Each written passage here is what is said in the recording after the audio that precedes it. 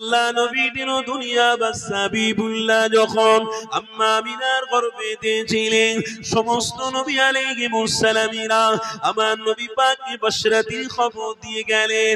আম্মা আমিনাকে বলতে লাগলেন, এ আমিনা, তোমার গর্ভেতে যে বাচ্চা শিশুটা রয়েছে, এই বাচ্চা হলো তামাম পৃথিবীর মানুষের জন্য রহমত, তামাম পৃথিবীর মানুষের জন্য মাগফিরাত, তামাম পৃথিবীর মানুষের জন্য নাজাত, তামাম পৃথিবীর মানুষের জন্য আল্লাহ নবী হলো সরদার, নেতা, ইমাম।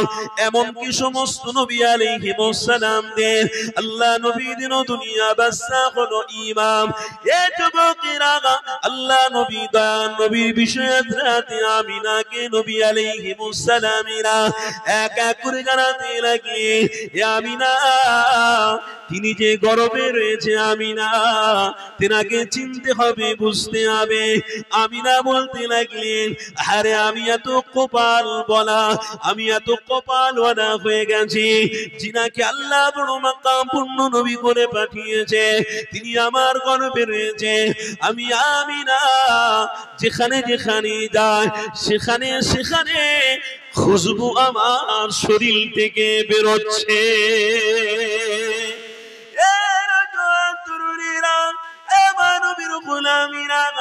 আমিনা জানাতে লেগেছে, আমি যখন আমার গর্ভে বাচ্চাটা প্রসব করলাম, আমার গর্ভে থেকে দুনিয়া জমিনে তাশরীফ আনলাম, আমিনা বলতে লাগলেন, আমার কোনো কষ্ট হলো না, আমার কোনো অসুবিধা হলো না। কিন্তু সাধারণত আমার মা বোনেরা বাচ্চা যখন দুনিয়া জমিনে প্রসব করে কত না কষ্ট হয়, কত না ব্যথা বেদনা হয়। এখন করে আবার দেখা যায় অনেক আম্মা জানকে পেট কেটে বাচ্চা বার করতে হয়। এই নিয়মটা আস্তে আস্তে করে শুরু হয়ে গেছে, কেননা নিজেও আমার নবী থেকে দূরে সরে গেছে। এই জন্য ঈমানদারদের পক্ষে আমার আল্লাহ নেবে বলেছে, বেঈমানদের পক্ষে আল্লাহ নেবে না বলেছে, ইবলিস শয়তানদের অনুসারীদের পক্ষে আমার আল্লাহ নেবে না বলেছে।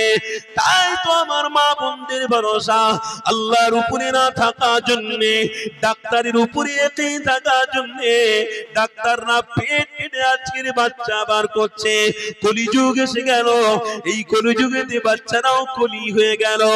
এই যুবকের আব্বারা তরুণেরা এখন বাচ্চাদের মোবাইল না দিলে তারা বাপ মাকে বড় ভাষায় কথাবার্তা বলে, বাচ্চাদেরকে মোবাইল খাওয়ার সময় মোবাইল না দেখালে তারা ভাত খেতে চায় না। এই যুবকেরা কলিযুগ এসে গেছে, মা বোনদের বিশ্বাস আল্লাহ নবী থেকে দূরে সরে গেছে। তাই তো পেট ডাক্তার কেটেছে। কেন অপরিচিত নারীর গায়ে একজন অপরিচিত পুরুষ হাত দিয়ে পেটটা কাটবে? এই ক্ষমতা কোথায় থেকে ডাক্তার এলো? পুরুষ ডাক্তার নারীকে পেট কেটে বাচ্চা বার করার সাহস পাচ্ছে। ঈমানদারেরা একটাও কথা বলা আর কোনো সুযোগ থাকছে না। এখনকার নারীদের বাচ্চা বার হচ্ছে না।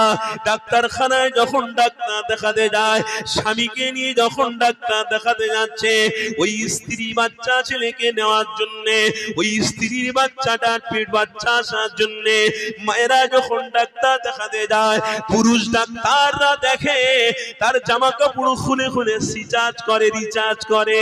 এ যুবকেরা তরুণীরা স্বামী বাধ্য হয়ে বাইরে দাঁড়িয়ে দাঁড়িয়ে দেখে আমার স্ত্রী কি করছে না করছে আমার দেখার দরকার নেই। উদ্দেশ্য হলো একটা, আমার কলিজার টুকরা বাচ্চা যেন পৃথিবী জমিনে আছে, এটাই হলো আমার টার্গেট। এই যুবকেরা আপনাদেরকে বলে দিয়ে যায়, যদি ইয়াকিন আল্লাহর উপরে রাখো, নবীর উপরে ভরসা রাখো, ইনশাআল্লাহ চিন্তা করার কোনো দরকার হবে না। কেন ডাক্তারের বড় ডাক্তার হলো আল্লাহ। ইনশাআল্লাহ আমার মা বোনেরা দুই রাকাত নামাজ পড়ে যদি দোয়া চাইতো, তোমার গর্ভেতে আল্লাহ সন্তান দিয়ে দিত।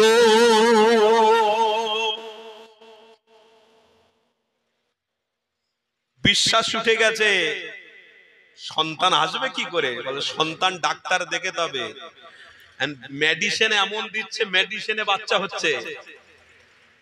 কি কথাটা বলছি খারাপ লাগছে নাকি?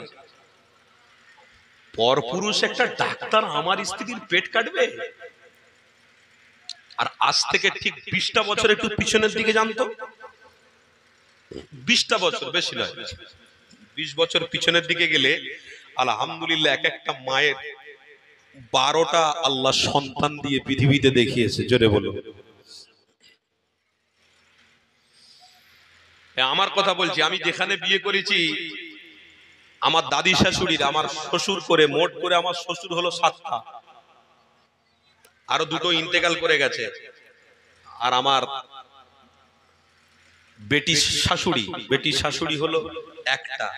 তাহলে কতজন হচ্ছে গো? 8, 9, 10, 11, মানে 2টো ইন্তেকাল করে গেছে। এখন বেঁচে আছে মোট 7 জন আর 1 জন, 8 জন, আর 2 জন চলে গেছে, 9, 10, 10টা আল্লাহ বাচ্চা দিয়েছে। তাহলে 10টা বাচ্চা যে দেনেওয়ালা মালিক অবশ্যই সেই বান্দিকে দিয়েছে। এই বান্দির মধ্যে আল্লাহ এবং তার রসুলের প্রেম ছিল বলেই তো, বিশ্বাস ছিল বলেই তো তার গর্ভেতে 10টা বাচ্চা আল্লাহ দান করেছে। আজকের 20টা বছর আগে যদি আল্লাহ অতটা দিয়ে থাকে, তাহলে আজকের দিনেতে আমরা পর পুরুষের দ্বারায় পেট কেটে বাচ্চা বার করব, বাচ্চা হচ্ছে না, পর পুরুষের দ্বারায় বাচ্চা নেওয়ার চেষ্টা করব। ঈমান কি নবী কি ওসব দেখার দরকার নেই। কি গো, কথা বুঝছেন না বোঝেননি? ঈমান কি নবী কি ওসব দেখার দরকার নেই। ও আপনি যেমন ইয়াকিন রাখবেন তেমনি আল্লাহ ফয়সালা করবেন। আমার কথা বুঝছেন তো নাকি? আপনার উপরে যেমন ইয়াকিন থাকবে তেমন আল্লাহ ফয়সালা হবে। কেন আল্লাহ কোরআনে বলছেন কি গো, ওমাকারু ওমাকারাল্লাহ আল্লাহু খায়রুল মাকিরিন।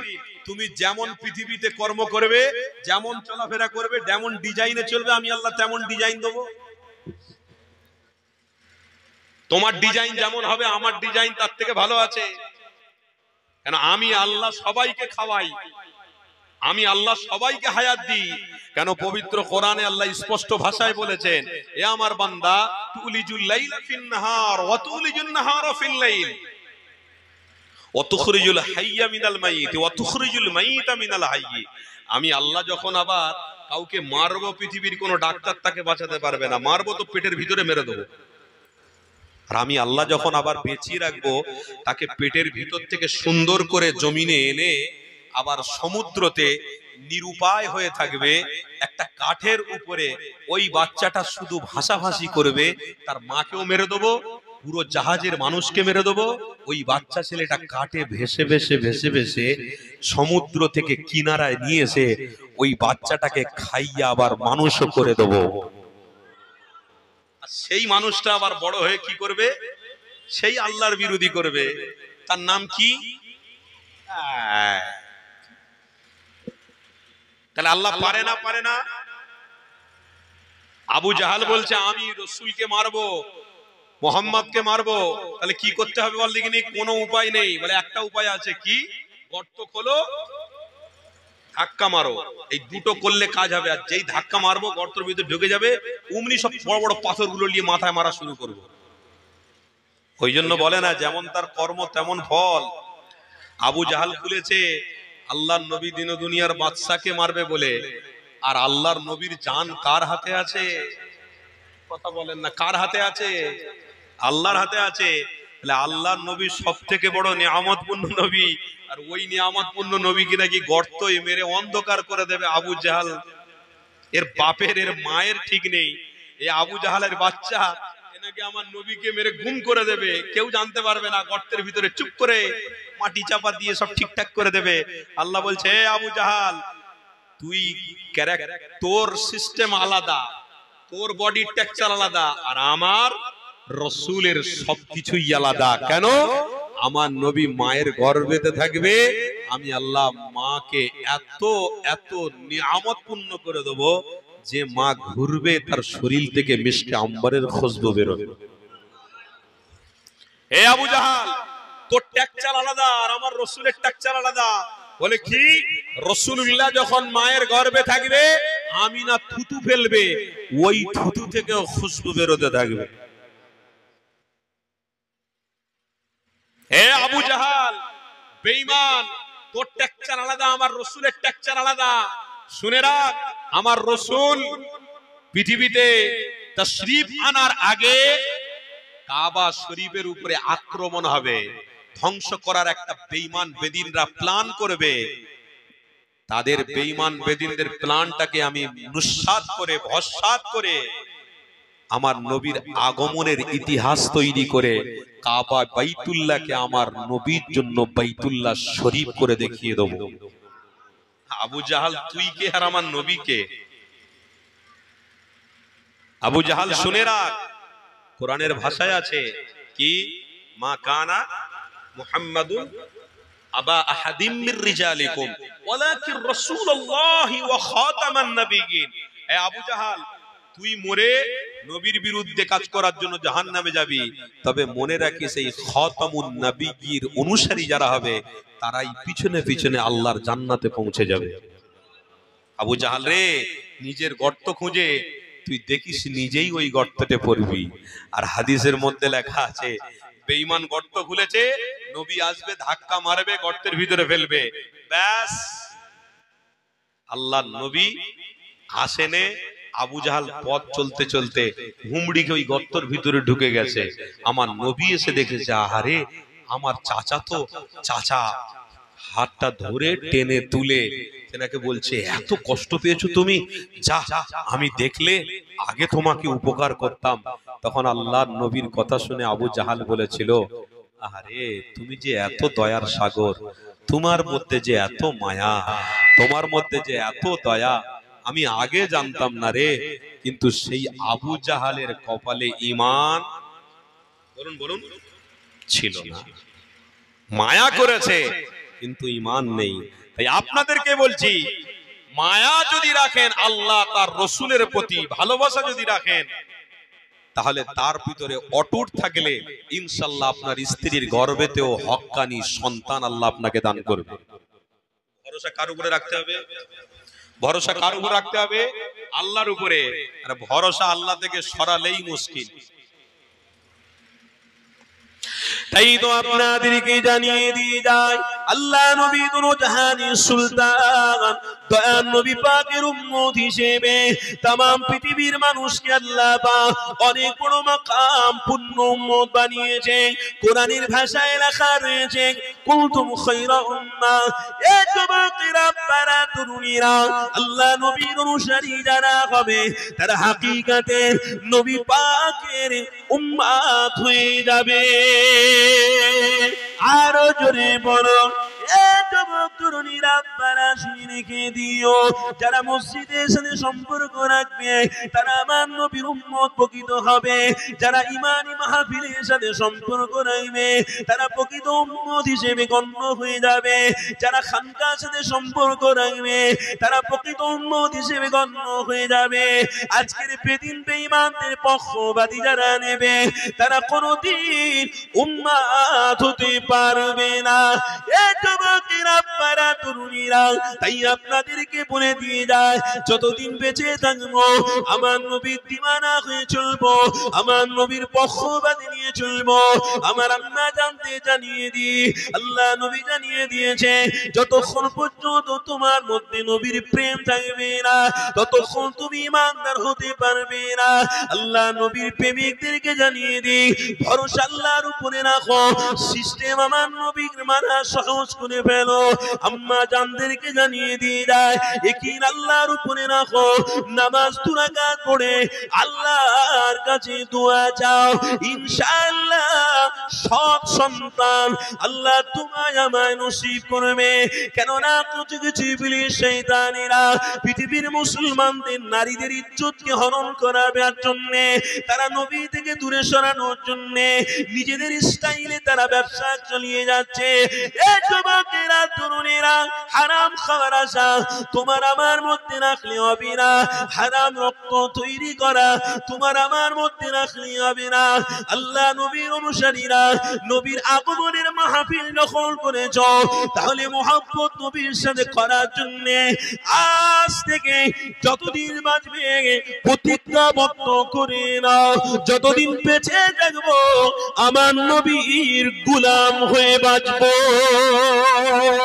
এই যুবকেরা তরুণেরা আব্বারা আমার নবীর আলোচনা করছিলাম আল্লাহ নবীর আলোচনার একটু আগিয়ে নিয়ে যায় আরে কি নবী আল্লাহ আপনার আমার কপালে দিয়েছে আল্লাহ নবী দিন দুনিয়ার বাদশা হাবিবুল্লাহ দুনিয়া জমিনে তাশরীফ আনলেন প্রসব করলেন এই পৃথিবী জমিনে দিন দুনিয়ার বাদশা যখন তাশরীফ এনেছে হাদিসের মধ্যে লেখা রয়েছে গাছের পাতাগুলো খুশি করতে লেগেছে মাছগুলো খুশি করতে লেগেছে পানিগুলো খুশি করতে লেগেছে আকাশের মেঘগুলো খুশি আনন্দ করতে লেগেছে এ যুবকেরা আল্লাহ নবী দিন দুনিয়ার বাদশা হাবিবুল্লাহ পৃথিবীর জমিনে যখন তাশরীফ এনেছিলেন সবাই যখন খুশি করেছিল তাহলে আমি নবীর গোলাম হিসেবে আমি কেন আনন্দ করব না আমি কেন আমার নবীর আগমনের দিবসটা পালন করব না এই কারণে আমরা বিদআত করব আমরা জাহিলিয়াতের যুগে চলে যাব জিনা ব্যভিচারের দিকে গিয়ে আল্লাহ নবীর আগমন দিবস কেন করব না এই যুবকেরা কিছু কিছু শয়তান ইবলিশেরা আল্লাহ নবীর আগমন দিবসটাকে বিদআত বলে ঘোষণা করে ফেলেছে এই আপনাদেরকে জানিয়ে দিয়ে যায় নবীর দিওয়ানা অবশ্যই হওয়া লাগবে কেননা মনে রাখার দরকার রয়েছে কোরআন যেটা আমি আপনি পেয়েছি সেটাও তো আমার নবীর জন্য পেয়েছি নামাজ যেটা আমরা পড়ছি সেটাও আমার নবীর জন্য পেয়েছি রোজা যেটা আমরা পেয়েছি সেটাও আমার নবীর জন্য পেয়েছি হজ যেটা পেয়েছি সেটাও আমার নবীর জন্য পেয়েছি যাকাত যে পেটে পেয়েছি এটাও আমার নবীর জন্য পেয়েছি এই যে মাদ্রাসা চলছে এই মাদ্রাসাটাও পেয়েছি আপনার আমার নবী দিন দুনিয়া বাদশার জন্য পেয়েছি এক কথায় কাবা বাইতুল্লাহ শরীফ এত পূর্ণ মাকাম পূর্ণ কিবলা হয়েছে এটাও তোমার আমার নবীর জন্য পেয়েছি এই তো যুবকদের জানিয়ে দিয়ে যায় আমার নবীর আগমন দিবস কেন আপনি আমি করব না আমার নবীর আগমন দিবস কেন খুশি দিবস ঈমানদাররা পালন করবে না আস্তে আস্তে কি বন্ধ হয়ে যাবে এই যুবকেরা তরুণীরা আব্বারা আমার নবীর আগমন দিবস কোনোদিন বন্ধ করো না গো আমার নবীর আগমন দিবসকে কোনোদিন ছোট ভাবে নেবেন না গো আমার নবীর গোলামকে জানিয়ে দিয়ে নামাজ রোজা হজ যাকাত কোরআন তাসবিহ তিলাওয়াত সব কিছু আল্লাহ নবী দিন দুনিয়ার বাদশা হাবিবুল্লাহ ওসিলা দিয়ে পেয়ে গেছে কারণ আল্লাহ জানিয়েছে এ দুনিয়ার মানুষেরা আজকে যে নবী দুনিয়া জমিনে তাশরীফ এনেছে এই নবী পাক হলো तमाम মাখলুকের জন্য নিয়ামত এই নবী পাক হলো तमाम মানুষের জন্য নাজাত এই নবী পাক হলো तमाम মানুষের জন্য রহমত এই নবী পাক হলো तमाम মানুষের জন্য মাগফিরাত এই যুবকেরা তরুণীরা আব্বারা আল্লাহ নবী দিন দুনিয়া বাদশা হাবিবুল্লাহর বিষয়তে আল্লাহ জানাতে লাগলেন এ দুনিয়ার মানুষেরে মা কানা মুহাম্মাদুন আবা আহাদিন মির রিজালিকুম ওয়ালাকিন রাসূলুল্লাহি ওয়া খাতামান নবিয়্যিন আমি আমার হাবিবকে শেষ নবী করে দুনিয়া জমিনে পাঠিয়ে দিলাম আর কোন নবী আলাইহিস সালাম আসবে না তাই আমার বাবা দিয়ে জানিয়ে দি আল্লাহ নবীকে শেষ নবী মানতে হবে আমার নবী পাক যখন তাশরীফ এনেছে আমার নবী পাক যখন মক্কা জমিনে পৃথিবী জমিনে তাশরীফ নিয়ে আসলেন আর সেই নবী পাককে নেওয়ার জন্য দুধমা হালিমা আগিয়ে আগিয়ে এসেছিলেন এই যুবকেরা দুধমা হালিমা আগিয়ে আগিয়ে এসে দুরজাহানের সুলতানকে কোলে নিয়ে তিনি তেনার বাড়ির দিকে নিয়ে গিয়েছিলেন দুরজাহানের সুলতানকে দুধ পান করিয়ে বড় করতে লেগেছে হাদিসের মধ্যে লেখা রয়েছে আমির হালিমা জানাতে লাগলেন এ দুনিয়ার মানুষরে আমার রাসূলুল্লাহ যখন থেকে আমার বাড়িতে তাশরীফ নিয়ে আসলেন আমার বাড়িটা রহমত এবং বরকত দিয়ে ভরে গেছে এই যুবকেরা আপনারা তরুণীরা আল্লাহ নবী দুজাহানের সুলতান হালিমা জাম্মা জানির বাড়িতে যদি যায়, বাড়িতে রহমত বরকত যদি ভরে যায়, নবীর গোলামরা তৈরির দিন দরুদ শরীফ যদি পড়ে, নামাজ যদি পড়ে, ইনশাআল্লাহ কোরআনের আমল যদি করে, তাহলে আপনার আমার সাথে দিদারে মুস্তাফাটাও লাভ হবে। ইনশাআল্লাহ আপনার আমার সাথে আমার নবী পাকে জান্নাতে যাওয়া হবে। যুবকেরা আমার নবীর গোলামরা শুনে রাখো, তুদমা হালিমা আমার নবী পাকে মহব্বত করে আদর করে লালন পালন করতে লেগেছে। একটা হাদিসের মধ্যে লেখা রয়েছে তুদমা হালিজার কলিজার টুকরা মেয়ে ছেলে, ওই মেয়ে ছেলেটা আমার রাসূলুল্লাহকে কোলে নিয়ে ঘুরতে লেগেছে। ঘুরতে ঘুরতে একটা মাঠে চলে গিয়ে বাচ্চারা খেলাধুলা করতে লেগেছে। হালিমার কলিজার টুকরা মেয়ে ছেলে বাচ্চাটা রাসূলুল্লাহকে কোলে করে নিয়ে ওই খেলার ময়দানে গিয়ে বাচ্চাদের খেলাধুলা দেখতে লেগেছে। কিন্তু আকাশের দিকে তাকিয়ে তাকিয়ে দেখে মুহাম্মদ রাসূলুল্লাহ যেদিকে যায় সেদিকে মেঘগুলো মাথার উপরে ছায়া করে। এই দৃশ্যটা বারে বারে দেখেছে। বাড়িতে আসার পরে আম্মা দুদমা হালিমা বলতে লেগেছে, আমার মুহাম্মদকে নিয়ে কোথায় গিয়েছিলে? মেয়ে ছেলে বলতে লাগলো, এই মুহাম্মদ বাচ্চা শিশুকে নিয়ে আমি খুঁজতে খুঁজতে একটা মাঠে চলে গিয়েছিলাম। আম্মা জান আমি নিজে দেখতে পেলাম, আমি যেখানে যেখানে এই বাচ্চাটাকে নিয়ে ঘুরেছি সেইখানে মেঘগুলো ছায়া করতে লেগেছে। আরো জোরে বলুন।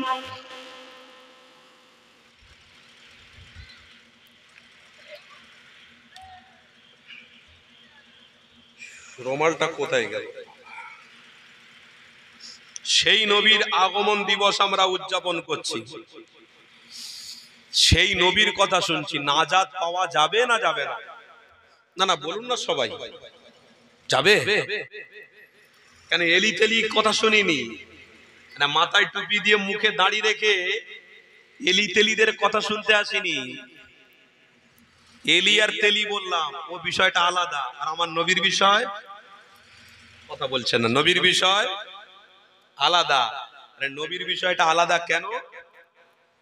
সই বুখারী শরীফের হাদিসের মধ্যে আছে, আল্লাহর নবী দুনদহানের সুলতান নবী পাক আমার রাস্তা দিয়ে যখন হেঁটে হেঁটে যেতেন, কি গো আমার কথা শুনছেন না নাকি? রাস্তা দিয়ে যখন হেঁটে হেঁটে যেতেন, দুদিকে পাথরের টুকরোগুলো দুনদহানের সুলতানকে দেখতে পেয়ে সালাম দিত। তোমার এলি তেলি কি করেছে বাবা? কি করেছে?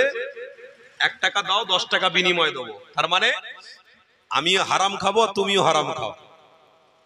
কেন 1 টাকা ইনকাম করে শুকরিয়া আদায় করা যায় না?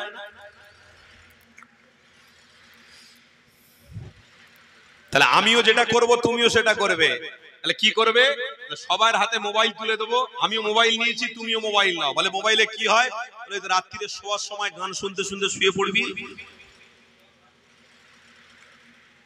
খুব ভালো হবে। সম্ভবত সহিহ মুসলিম শরীফের হাদিসের মধ্যে আছে, আল গিনাউ ইউনফিকুল ঈমান। গান বাজনা হলো সমস্ত আমলকে ধ্বংস করে দেয়। গান বাজনা হলো অন্তরকে অপরিষ্কার করে দেয়। আজকে তুমি হেডফোনে গান লাগিয়ে বা রাত্রিরে শোয়ার সময় বই দেখে দেখে রাত্রিরে শুচ্ছ, আর তোমার পরিচয়টা কি? ফেরেশতারা বলছে আল্লাহ ইনি হলেন সেই নবীর উম্মত। আর আল্লাহর দপ্তরে হাজিরা যাচ্ছে যে এই উম্মতটা কিন্তু সারা রাত গান শুনতে শুনতে ঘুমিয়েছে। আল্লাহ গো আপনার নবীর উম্মত, আপনার নবী, আহা আমাদের নবী এলি তেলি নয় গো। এলি তেলি কারা? তাদের আলোচনা করে জান্নাতে যাওয়া যাবে না। আমার রসুলের আলোচনা করে জান্নাতে যাওয়া যাবে না? যাবে না? যাবে না? যাবে না? তাহলে দুনিয়ার মানুষদেরকে এখন থেকে প্রতিজ্ঞাবদ্ধ করতে হবে, টাইট হতে হবে, শক্ত হতে হবে যে সবকিছু মেনে নেবো, ইমানের উপরে আঘাত হেলে কোনোদিন সহ্য করব না। বলুন ইনশাআল্লাহ, জোরে বলুন ইনশাআল্লাহ। আমার বাপেদের সময়টা আলাদা ছিল, এখনকার সময়টা আলাদা হয়ে গেছে। আমার বাপেদের সময়ের সময় কি ছিল? যে সব হারা হতে রাজি, কিন্তু ইমান হারা হতে দেব না। আর এখনকার সময়তে ইমান সহ সব হারিয়ে যাব, কিন্তু পয়সা ইনকাম যেভাবে হয় হোক সেটা কিন্তু ছাড়বো না। কথা বুঝতে পারছেন? পয়সা ইনকাম যেভাবে হয় হোক ওটা কিন্তু ছাড়বো না। বলেই তো তোমাকে দেওয়া হচ্ছে 5 লাখ টাকা, বলে তার বিনিময়ে কি? বলে 1 লাখ টাকা এক্সট্রা দিতে হবে। কোনো অসুবিধা নেই, ব্যবসা করে দেবো। আপনি গিয়ে দেখুন না, যে ভ্যান চালায় আলহামদুলিল্লাহ, রাস্তায় বেরিয়ে ভ্যান টেনে টেনে টেনে টেনে ওই 10 টাকা ইনকাম করে বাড়িতে নিয়ে গিয়ে শান্তির সাথে, ভালোবাসার সাথে, মহব্বতের সাথে খাচ্ছে, মহব্বতের সাথে খাচ্ছে। আর আপনি কোটি টাকার মালিক যে রয়েছে তার বাড়িতে গিয়ে দেখুন ঘুমের বড়ি খেয়ে ঘুমোতে হচ্ছে। রাত্রিরে ঘুম হচ্ছে না, সকালবেলা উঠে রাস্তায় রাস্তায় দেখবেন জার্নিং মারছে। কি বলে ইংলিশে? Morning morning walk, morning walk মানে হাঁটা হচ্ছে, মাঝে মাঝে ছোটাছুটি হচ্ছে। কি গো, তোমার শরীর তো বেড়ে গেছে, তুমি ছুটছো নাকি? হ্যাঁ হ্যাঁ, মর্নিং ওয়াক করবে। ডাক্তার বাবুর কাছে একজন গিয়ে বলছে সকালে উঠে মর্নিং ওয়াক করো, বলে জি না, করি না। বলে শরীর এত চাঙ্গা কেন, শরীর এত ফিট কেন? বলে ডাক্তার বাবু ওষুধের দরকার হতো না, শুধু একটু কি হয়েছে দেখতে এসেছি, প্রয়োজন হতো না। আমি দৈনন্দিন আমার নবীর গোলাম হিসেবে আল্লাহকে সেজদা করে থাকি। তোর মর্নিং ওয়াক রেখে দিয়ে যা। ডাক্তার বাবু বলছে বাবা তোর মর্নিং ওয়াকের দরকার নেই, 5 ওয়াক্ত নামাজ পড়লেই তো শরীর চাঙ্গা থাকবে। 10 টাকা ইনকাম করে ভ্যানওয়ালা যে আরামের সাথে ঘুরে ফিরে খেয়ে 5 ওয়াক্ত নামাজ পড়ে শান্তিতে আছে, একটা ছিটে বেড়া ঘর করে কারো আশাও করে না। তোর দরকার নেই, কে ঘর দেবে না ধরবে, কখন কে দেবে না দেবে, ভিক্ষা চাওয়ার দরকার নেই, তোর রেখে দিকে যা ঘর, ঘর রেখে দিকে যা। ওই 10 টাকা ইনকাম করে ছিটে বেড়াতে বাস করেছে, আলহামদুলিল্লাহ গিয়ে দেখুন সেজদার জায়গায় কালো দাগ হয়ে গেছে। আল্লাহ নবীর দিওয়ানা যখন বিসমিল্লাহ বলে ভ্যানটা নিয়ে বাইরে বের হয়, আমার আল্লাহ বলছে এই নবীর গোলামকে আমি সারা নিরাপত্তা দান করে দিলাম। আর এই যে ইনকাম করবে হালাল পয়সা, যে বাচ্চা খাবে এর বাচ্চার রক্তটাও হালাল থাকবে। হাকিকাতে নবীর গোলাম এই, হাকিকাতে কুনতুম খায়রা উম্মাহ এই। কোটি টাকার মালিক, কোটি টাকার স্বপ্ন দেখে আপনার জীবনে আমার জীবনে কোনো লাভ হবে না। কেন? আমার আপনার দুনিয়াটা হলো জেলখানা। কথা বুঝছেন? দুনিয়াটা হলো জেলখানা, আর আমার আপনার জান্নাতটা হলো নবীর দিদার। জোরে বলুন, আর একটু মহব্বতে বলুন। কোটি টাকার স্বপ্ন কারা দেখবে? কোটি টাকার স্বপ্ন তারা দেখবে দুনিয়াতে যারা বেঁচে থাকার স্বপ্ন দেখবে। আপনি খবর রেখেছেন এই কিছুদিন আগে একটা মেয়ে ছেলে, নাক তার একটুখানি মোটা ছিল, মোটা এরকম নাক মোটা, চেহারাটা খুব সুন্দর দেখতে, বড় সেলিব্রিটি একটা মেয়ে ছেলে, নারী, বিশাল বড় নায়িকা। এই নাকটা একটুখানি এইরকম বলে সহ্য হলো না, মাইক সার্জারি করে নাকটাকে সরু করেছে। নাকটাকে সরু করে ছবি তুলে দেখাচ্ছে এই নাক সার্জারি করেছি, কেমন লাগছে? ভালো লাগছে? বলে আরো ভালো লাগছে। ওরে বোকা মেয়ে ছেলে, আল্লাহর নিয়ামত নিয়ে শুকরিয়া আদায় করে পৃথিবীতে বাঁচার স্বপ্ন দেখতে পারলিনি। নাক আল্লাহ দিয়েছিল কেন সেটা তুই জানিসনি। কেন আল্লাহ তোকে নাক ওই রকম মোটা দিয়েছে, নিশ্চয়ই কোনো কারণ আছে। চোখ তোর একটা খারাপ দিয়েছে, নিশ্চয়ই কোনো কারণ আছে। চুল তোর সাদা করে দিয়েছে, নিশ্চয়ই কোনো কারণ আছে। ওরে বোকা, তুই যে নাকটাকে সার্জারি করে শুরু করলি, মেয়ে ছেলে রূপময় দেখাবে, সুন্দর দেখাবে, ভালো দেখাবে। যেমন করে আজকের আমার মা বোনেরা কি করে, মেকআপ করে, ফেলেম লাভলি না কি বলে বাবা, নাম বলতে পারি না, সব জানিনি তো, ফেলেম লাভলি মাখে। আজকের আমার মা বোনেরা সব বিভিন্ন রকমের মেডিসিন মাখে ফর্সা হওয়ার জন্য, ভাবি আপনি কেন মাখছেন? বলে আমি মাখছি আমার উদ্দেশ্য কি জানিস, মোবাইলে আরেকজন আছে তাকে দেখাবো বলে। বলে আপনার স্বামী? বলে ও তো 40 বছর সংসার করেছে, ওরা দেখিয়ে লাভ আছে?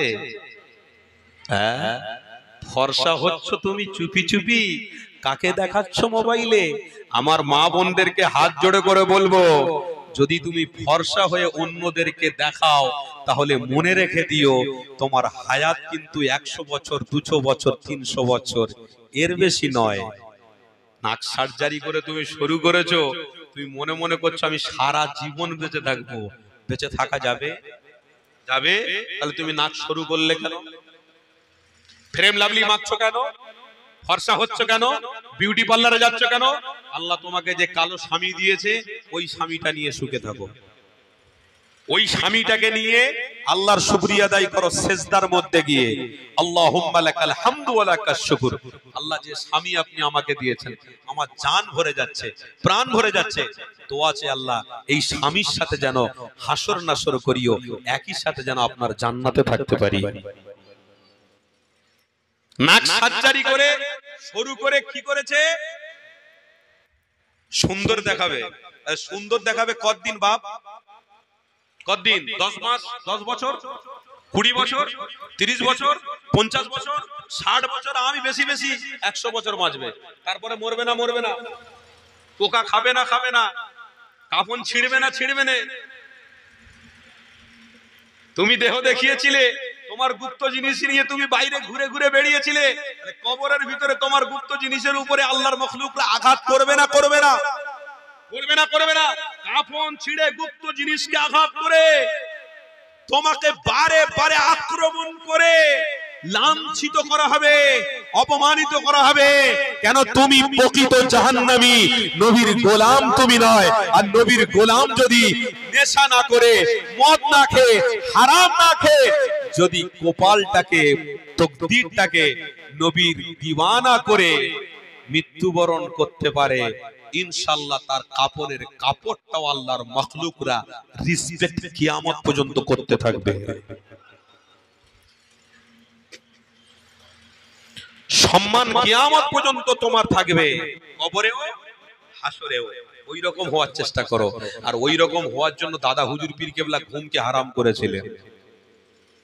ওই রকম আপনাদেরকে করার জন্য দাদা হুজুর পীর কেবলার 5 হুজুর পীর কেবলা আপনাদের গ্রামে এসেছিলেন। খবর নিয়ে দেখবেন, নেই ছোট হুজুর পীর কেবলা এসেছে, নেই মেজ হুজুর পীর কেবলা এসেছেন। খবর নিয়ে দেখবেন এই ক্যানিং এ নেই মেজ হুজুর পীর কেবলা, নেই ছোট হুজুর পীর কেবলা, নেই ছোট হুজুরের আওলাদরা। আর এখনো আলহামদুলিল্লাহ দাদা হুজুরের উদ্দেশ্য এটাই যে নবীর গোলাম এদেরকে তৈরি করতে হবে। কেন? নবীর গোলাম যদি এরা হয়ে যায়, আল্লাহর নবীর কথাটা সাকসেস। আল্লাহর নবী বলেছে আমার উম্মতরা আমার সাথে জান্নাতে যাবে।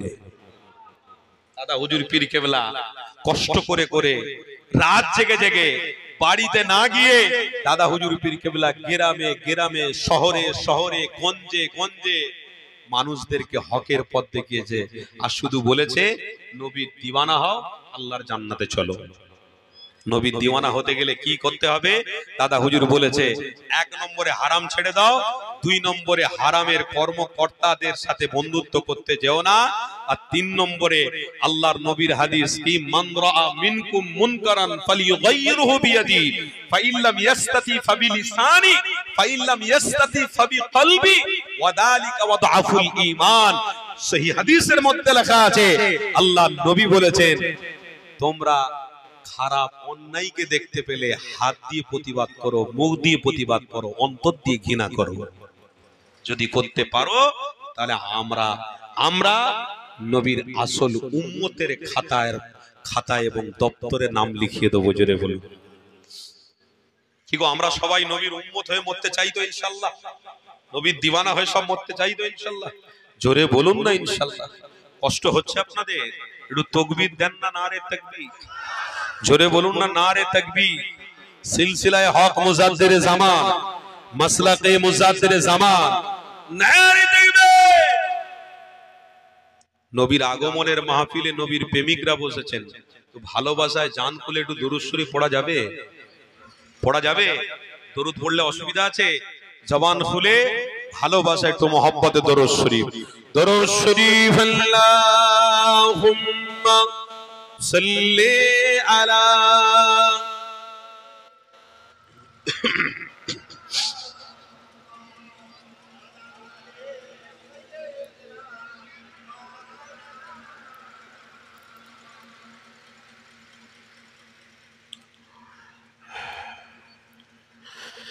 দেখা দাও রাসূলুল্লাহ তুমি কাঁদে আশিক তোমার আছো শুয়ে মদিনায় তুমি ডেকে নাও রওজা তোমার। জোরে বলুন না আল্লাহুম্মা আমিন, একটু মহব্বতে বলুন না আল্লাহুম্মা। দেখা দাও রাসূলুল্লাহ তুমি কাঁদে আশিক তোমার আছো শুয়ে মদিনায় তুমি ডেকে নাও রওজা তোমার। তোমার দেশে যায় কত আশিকা, তোমার দেশে যায় কত আশিকা, এই অধম পড়ে আছি বাংলাটা যেতে পারলাম না আমি দেশেতে তোমার ডেকে নাও রওজা তোমার। বলবেন না আল্লাহুম্মা, জোরে বলবেন না আল্লাহুম্মা। ডেকে নাও রওজা তোমার। রাসূলুল্লাহ কি হবে উপায় আমার, রাসূলুল্লাহ কি হবে উপায় আমার। দেখা দাও রাসূলুল্লাহ তুমি কাঁদে আশিক তোমার আছো শুয়ে মদিনায় তুমি ডেকে নাও রওজা তোমার। আল্লাহুম্মা সাল্লি আলা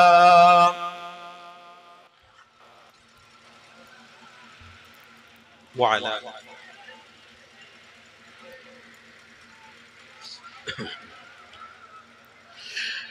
মরণের চিঠি যখন আসবে আমার, মরণের চিঠি যখন আসবে আমার, কালিমার তালকিন দিও বারে বার, প্রাণ জুড়ে দেখব চেহারা তোমার, প্রাণ জুড়ে দেখব চেহারা তোমার, ডেকে নাও রওজা তোমার। জোরে হবে না, বলুন আল্লাহুম্মা, জোরে বলুন আল্লাহুম্মা, মহব্বতে বলুন আল্লাহুম্মা। দেখা দাও রাসূলুল্লাহ তুমি কাঁদে আশিক তোমার আছো শুয়ে মদিনায় তুমি ডেকে নাও রওজা তোমার। লা ইলাহা, আরো জোরে লা ইলাহা, লা ইলাহা ইল্লাল্লাহ মুহাম্মাদুর রাসূলুল্লাহ। আল্লাহুম্মা সাল্লি আলা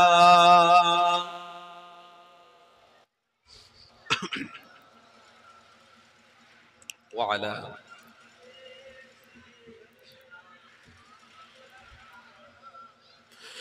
তাহলে আপনাদেরকে বুঝতে হবে আল্লাহ নবী দিন দুনিয়া বাদশা হাবিবুল্লাহর অনুসারী হয়ে জীবন কাটাতে হবে। যতদিন আমরা দুনিয়া জমিনে থাকবো ইনশাআল্লাহ আমার নবী দিওয়ানা হয়ে বাঁচবো। বলুন না ইনশাআল্লাহ, জোরে বলুন না ইনশাআল্লাহ। এর জোরেরা আমার আম্মা জানেরা, আব্বা জানেরা, দুনিয়া জমিনে আমার রাসূলুল্লাহর আগমন ঈমানদারদের জন্য জান্নাতের কারণ। নবী পাকের আগমন হলো তোমার আমার জন্য জান্নাতের কারণ। তাই নবী পাককে প্রেম করা আল্লাহ পাক নিষেধ করেন গো, আল্লাহ পাক এটা জায়েজ করে দিয়েছে। আমার রাসূলুল্লাহর বিষয়ে तमाम পৃথিবীর মানুষকে আল্লাহ জানিয়ে দিয়েছে, এই পৃথিবীর মানুষেরা হাবিবুল্লাহ সাথে তাল্লুকাতরা, হাবিবুল্লাহর সাথে মুহাব্বতরা, তবে তোমরা জান্নাতে যেতে পারবে। নবী পাকের সাথে তাল্লুকাত যদি না থাকে জান্নাতে তোমার আমার যাওয়া হবে না। কেন? পৃথিবীতে খাওয়া দাওয়া আনন্দ ফুর্তি করা এটা তোমার আমার জন্য আসল ঠিকানা জান্নাত নয়। তোমার আমার জন্য জান্নাত যদি হয় আমার নবী পাকের প্রেম রাখা। আরো জোরে বলো যুবকেরা, তরুণীরা, আব্বারা, নওজোয়ানেরা, আমার ভাইদেরকে জানিয়ে দিয়ে যায় পৃথিবীর মানুষ তোমাদেরকে জাহান্নামের দিকে এগিয়ে নিয়ে যাবে, কিন্তু আমার রাসূলুল্লাহ তোমাদেরকে জান্নাতের দিকে এগিয়ে নিয়ে যাওয়ার জন্য নিজে রক্ত ঝরিয়েছে, নিজে মার খেয়েছে। তোমার আমার নবী কতটা কষ্ট করেছে। একটা হাদিস আমার মনে পড়ে গেল, ওই নবী পাকের প্রেমিকেরা যতদিন দুনিয়ায় বেঁচে থাকবে ইনশাআল্লাহ ততদিন আমার নবী পাকের ওসিলায় রহমত নাজাত থাকবে, মাগফিরাত থাকবে, তোমার আমার জন্য জান্নাতের রাস্তা ক্লিয়ার থাকবে। যুবকেরা, আমার আম্মা জানিরা, আব্বা জানিরা, আল্লাহ নবী দিন দুনিয়া বাদশা হাবিবের আলোচনা অবশ্যই করতে হবে। কেননা নবী পাকের আলোচনার বিষয়েতে আল্লাহ নিজে জানাতে লেগেছে। এ দুনিয়ার মানুষেরা শুনে রেখে দে, तमाम পৃথিবীর মানুষের চর্চা তোরা করবি, तमाम পৃথিবীর মানুষের আলোচনা তোরা করবি, গ্যারান্টি নেই তোদের সওয়াব আমি আল্লাহ দেব না, তবে একজনের আলোচনা তোরা করবি, আমি আল্লাহ তোদের নামে আমলে সওয়াব দান করব। ও রব্বি আল্লাহ, ওটা কে? ওটা হলো তোমার আমার ইমাম মুহাম্মদ মুস্তাফা। এ যুবকেরা, তরুণীরা, দুনিয়ার কোন মানুষের সমালোচনা করে জাহান্নামে যাওয়া যাবে কি যাবে না এটা অনেক দূরের ব্যাপার, কিন্তু আমার নবীর সমালোচনাকারী এরা জাহান্নামে অবশ্যই যাবে। তাই আপনাদেরকে জানিয়ে দিই, আল্লাহ নবীর বিষয়ে আপনার আমার ঈমানটাকে মজবুত করতে হবে। আমার নবীর বিষয়েতে ঈমান যদি আপনার গন্ডগোল হয়, এ যুবকেরা, আল্লাহ নবীর হাতে পানি পান করা হবে না। তাই আমার নবী পাকের আলোচনায় বসেছো, ধীর স্থির মনোযোগ দিয়ে রাখো, নাজাত অবশ্যই তোমরা পাবে। ঈমানদারেরা ঈমানকে মজবুত করো। একটা কথা আপনাদের জানিয়ে দিই, হযরত আবু বকর সিদ্দিক, আবু বকরের লাকাব পেত না। আমার নবীর প্রেম যদি না রাখতো, হযরত উমরে ফারুকের লাকাব পেত না যদি আমার নবী পাকের প্রেম না থাকতো। হযরত উসমান গনি এত বড় লাকাব পেতেন না যদি আমার নবীর প্রেম না রাখতেন। এ যুবকেরা, আল্লাহ নবীর সমস্ত সাহাবারা নবী পাকের ওসিলায় মাকামপূর্ণ সাহাবারা হয়ে গেছে। আমার নবী পাকের স্ত্রী খাদিজা হতে পারতেন না যদি আমার নবীর সোহবতে না আসতেন। তাই তো আপনাদেরকে জানিয়ে দিয়ে যায়, আল্লাহ নবী দিন দুনিয়ার বাদশা সোহবতে থাকার চেষ্টা করো। সোহবতে থাকতে গেলে জিনা করা যাবে না, ব্যভিচার করা যাবে না, মানুষের সাথে খারাপ ব্যবহার করা যাবে না। আমার আম্মা জানদেরকে জানিয়ে দিই, আমার আম্মা আম্মা জানেরা শুনে রেখে দিও, মায়েরা স্বামীদের খিদমত করো, মায়েরা তোমরা কারোর বিরোধী করতে যেও না, ইসলামের বিরোধী কাজ করো না, আমার নবীর বিরোধী কাজ করতে যেও না। কবরে তোমাদের জন্য আযাবে লিপ্ত হওয়া অনেক সহজ কাজ হয়ে যাবে। কবরে তোমার আমার জন্য নবী পাকের দিদার পাওয়ার আশা রাখতে হবে।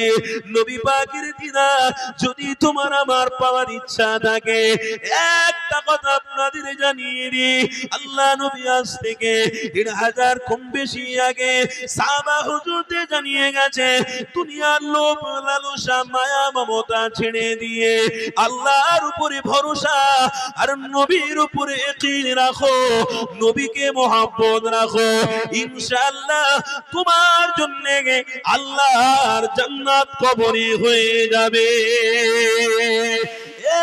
যুবক তরুণীরা আপনারা, তাই তো আপনাদেরকে জানিয়ে দিয়ে যায়, আল্লাহ নবী দিন দুনিয়া বাসাবিবুল্লাহ যখন আম্মা খাদিজাতুল কুবরা করে এমন করে দুদুমা হালিমার বাড়িতে আমার রাসূলুল্লাহ আস্তে আস্তে করে বড় হতে লেগেছে। আম্মা আমিনা এমন করে তারর হয়ে রয়েছে, দিন দুনিয়ার বাচ্চা দুদুমা হালিমার বাড়িতে রয়েছে। ওই বাচ্চা শিশুটাকে দুদুমা হালিমা আমিনার কাছে ফিরিয়ে দিয়ে গেলে, আমিনা যখন বাচ্চা শিশুটাকে নিয়ে বড় করতে লেগেছে, এ যুবকেরা ওই দিন দুনিয়া বাসাবিবুল্লাহ একদিন দুদিন ৩ দিন নয় ৮ বছর যখন হয়ে গেল, আম্মা দিন দুনিয়া বাসাবিবুল্লাহ আম্মা আমিনার সাথে মদিনার মসজিদ যেখানে রয়েছে ওই জায়গাটার নাম ছিল ইয়াসরি। ওই জায়গাতে ছিল আম্মা আমিনার নানার নাম করে বাপের বাড়ি। এই বাপের বাড়িতে আম্মা আমিনা যখন ছোট মুহাম্মদকে নিয়ে যেতে লেগেছে, যেখানে আম্মা আমিনার নিজের স্বামী আব্দুল্লাহ দাফন হয়ে রয়েছে, ওই ঠিক জায়গাতে গিয়ে আম্মা আমিনা আল্লাহ নবী দিন দুনিয়ার মাঝখানে দাঁড় করিয়ে দিয়ে বলছে, এ বাবা মুহাম্মদ, এটাই ছিল তোমার আব্বা জান, দেখো তোমার আব্বা শুয়ে রয়েছে। আল্লাহ নবী দিন দুনিয়ার বাসাবিবুল্লাহ ওই কবরের সামনে দাঁড়িয়ে দাঁড়িয়ে আব্বা আব্বা বলে ডাক দিতে লাগলে, কবর থেকে কেউ আওয়াজ দিচ্ছে না। দোনো জাহানের সুলতানের আব্বা আল্লাহ ডাকে সাড়া দিয়ে চলে যা। আল্লাহ নবী দিন দুনিয়া বাসা হাবিবুল্লাহর বড় কষ্ট হতে লেগেছে। এ যুবকেরা তরুণীরা পরক্ষণে আল্লাহ কোরআনের আয়াতটা নাজিল করে আমার নবী পাককে জানাতে লেগেছে, ইয়া রাসূলুল্লাহ হাবিবাল্লাহ, আপনি এতিম অবস্থায় ছিলেন, এটাই আমি করে পছন্দ করেছি, তাতে কি তুমি খুশি? আল্লাহ নবী জানাতে লাগলে, ও রব্বি আল্লাহ, যাতে আপনি খুশি আমি মুহাম্মদ তাতে খুশি। কোরআনের মধ্যে লেখা রয়েছে, আলাম ইয়াসিদিকা ইয়াতীমান ফাআওয়া ওয়া ওয়াজাদাকা দাল্লান ফাদা। আল্লাহ নবীর বিষয়ে জানাচ্ছে, এ দুনিয়ার মানুষেরা শুনে রেখে দিও, আমি আমার হাবিবকে ইতিম বানিয়েছিলাম, তবে আমার হাবিবকে তোমরা ইতিম বলো না, আমার হাবিবকে তোমরা মিসকিন বলো না, আমার হাবিবকে ভিখারির বাচ্চা বলতে যেও না। এ যুবকেরা, আমি আমার নবীর সবকিছু কিনে নিয়েছিলাম একটাই কারণে, কেননা আমার নবী পাক সবকিছুর খাজানা আমি আল্লাহ দিয়েছি, কিন্তু ক্ষমতাও আমি আল্লাহ দেবো। আমার নবীর অনুসারীরা তারাও যদি গরিব অবস্থায় দিন কাটায়, এই গরিব অবস্থায় দিন কাটাতে কাটাতে আমার নবী পাকের অনুসারী হয়ে জীবন কাটাতে পারে, তাদেরকেও আমার নবী পাকের সাথে আল্লাহ জান্নাতি বানিয়ে দেবো। যুবক তরুণীরা, আমার নবী পাকের বিষয়ে যা কিছু করা হয়েছিল সবই তো উম্মতের জন্য শিক্ষা ছিল। এই শিক্ষা আমরা আজকের গণপন করে যাব, এই শিক্ষার উপরে আমরা চলবো। কেন হাদিস শরীফের মধ্যে লেখা রয়েছে, ইন্নামা বুইস্তু মুআল্লিমান, তামাম পৃথিবীর মানুষের জন্য শিক্ষা গুরু হিসেবে দিন দুনিয়ার বাসাবিবুল্লাহ মুহাম্মদ আরবি সাল্লাল্লাহু আলাইহি ওয়াসাল্লামকে আমি আল্লাহ নিজে পাঠিয়েছি। এ দুনিয়ার মানুষেরা শিক্ষাগুরু হিসেবে আল্লাহ নবীকে মহব্বত করে ফেলো, শিক্ষাগুরু হিসেবে আল্লাহ নবীর সাথে সম্পর্ক রাখো। তোমাদের খাওয়া, তোমাদের ওঠা, তোমাদের ঘুমানো, তোমাদের ব্যবসা বাণিজ্য করা, এক কথায় দুনিয়ায় যা যা তোমরা করবে সবকিছু আমার হাবিবের থেকে শিক্ষাটা নিয়ে নাও। এ যুবকেরা, তরুণীরা, তবেই তোমরা আল্লাহর কাছে সম্মানিত উম্মত হবে, তবেই তোমরা আল্লাহর কাছে সম্মানিত বান্দা হবে। এই পৃথিবীর মানুষেরা শুধু রবিউল আউয়াল মাস আসলে নবী পাকের আগমন দিবস উদযাপন করার পরে নিজেরা নিজেদের মতো চলাফেরা করব, এটা আমার আল্লাহ মেনে নেবেন না। আমার আল্লাহ নিজে জানাতে লাগলে, আমার হাবিব আপনি জানিয়ে দেন আপনাকে এতিম আমি করেছি, কারণ রয়েছে। কারণটা হলো এটা, আমার রাসূলুল্লাহ এতিম অবস্থায় কাটিয়ে যাবে। কাল কিয়ামতের দিনে হাসরের ময়দানেতে আমি আল্লাহ আমার নবী এতিম ছিল বলে, আমার নবী কষ্ট পেয়েছিল বলে, আমার নবী ওসিলা দিয়ে হাজার হাজার লক্ষ লক্ষ উম্মত উম্মতিদেরকে আমি আল্লাহ আমার নবীর এতিমের দোহায় দেখিয়ে জান্নাতি বানিয়ে দেব। আরো জোরে বলো। বিলাসিতা মেরে জীবন কাটালে হবে না তো। জি, বিলাসিতা মেরে জীবন কাটালে হবে না, এটা আমাদের কর্মকাণ্ড নয়। আমাদের কর্মকাণ্ড হলো মুহাম্মদ রাসূলের অনুসারী হয়ে জীবন কাটানো। জোরে বলো। তাই হবে তো ইনশাআল্লাহ, তাই হবে তো। তাহলে নবীর আগমন দিবস উদযাপন করে বসে বসে দরুদ শরীফ পড়া, ভালোবাসায় জিকির করা, মন মানসিকতা কাদের মধ্যে বেশি থাকবে? ঈমানদারদের মধ্যে না বেঈমানদের মধ্যে? কথা বলছেন না। কাদের মধ্যে? ঈমানদারদের মধ্যে। তাহলে ঈমানদার আজকে যারা এসেছি তারা আমরা সবাই তো নাকি? তাহলে আমরা যদি ঈমানদার দাবি করি, ইনশাআল্লাহ প্রতিজ্ঞাবদ্ধ করুন, যতদিন বেঁচে থাকবো ততদিন নবী পাকের আগমন দিবস পালন করব। বলুন ইনশাআল্লাহ।